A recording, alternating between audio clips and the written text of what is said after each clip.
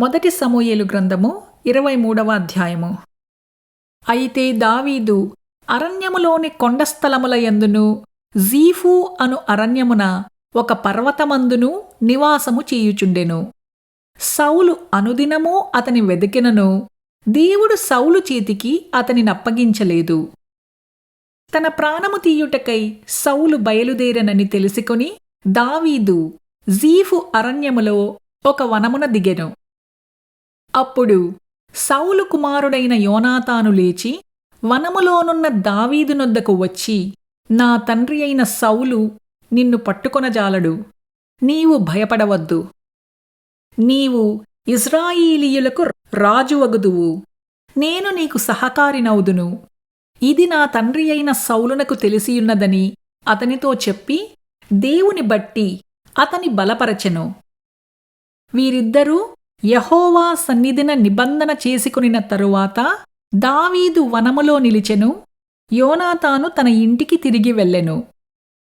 జీఫీయులు బయలుదేరి గిబియాలోనున్న సౌలునొద్దకు వచ్చి యెషీమోనుకు దక్షిణముననున్న హకీలా మన్యములోని అరణ్యమున కొండస్థలములయందు మా మధ్య దావీదు దాగియున్నాడే.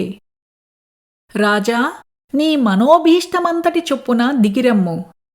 రాజువైన నీ చేతికి అతనిని అప్పగించుట మా పని అని చెప్పగా సౌలు వారితో ఇట్లనెను, మీరు నా యందు కనికరపడినందుకై మీకు యెహోవా ఆశీర్వాదము కలుగునుగాక.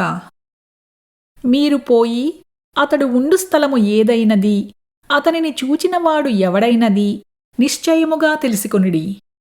అతడు బహుయుక్తిగా ప్రవర్తించుచున్నాడని నాకు వినపడెను కనుక మీరు బహుజాగ్రత్తగా ఉండి అతడుండు మరుగుతావులను కనిపెట్టియున్న సంగతియంతా నాకు తెలియజేయుటకై మరలా నా యొద్దకు తప్పక రండి.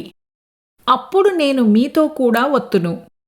అతడు దేశములో ఎక్కడ నుండినను యూదా వారందరిలో నేను అతని వెతికి పట్టుకొందును. అంతట వారు లేచి సౌలు కంటే ముందు జీఫునకు తిరిగి వెళ్ళిరి. దావీదును అతని జనులును యోషీమోనుకు దక్షిణ వైపునున్న మైదానములోని మాయోను అరణ్యములో ఉండగా సౌలును అతని జనులును తన్ను వెదకుటకై బయలుదేరిన మాట దావీదు విని కొండ శిఖరము దిగి మాయోను అరణ్యమందు నివాసము చేసెను. సౌలు అది విని మాయోను అరణ్యములో దావీదును తరమబోయెను. అయితే సౌలు పర్వతపు ఈ తట్టునను దావీదును అతని జనులును పర్వతము ఆ తట్టునను పోవుచుండగా దావీదు సౌలు దగ్గర నుండి తప్పించుకొని పోవలనని త్వరపడుచుండెను.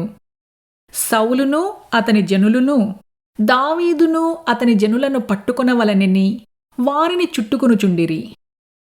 ఇట్లుండగా దూత ఒకడు సౌలునొద్దకు వచ్చి, నీవు త్వరగా రమ్ము, ఫిలిష్తీయులు దండెత్తి వచ్చి దేశములో చొరబడియున్నారని చెప్పగా సౌలు దావీదును తరుముట మాని వెనుకకు తిరిగి ఫిలిష్తీయులను ఎదుర్కొనబోయెను.